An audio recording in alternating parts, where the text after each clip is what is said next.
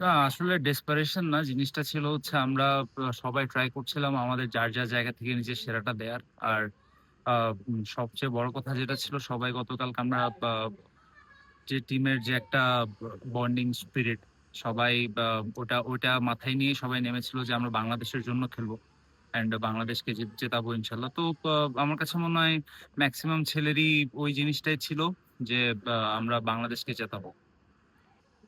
যেহেতু আমরা অনেকদিন ধরে খেলছি, তো আজকে ওরকম তেমন কিছুই ছিল না। Just we had a gym session and একটা রিকভারি সেশন হয়েছে।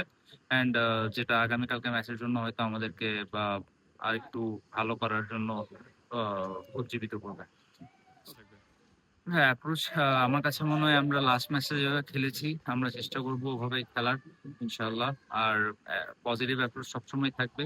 আর অবশ্যই আমরা চেষ্টা করব দেশের জন্য, দেশকে একটা সিরিজ যাতে আমরা জিতে যেতে পারি এখান থেকে ইনশাআল্লাহ।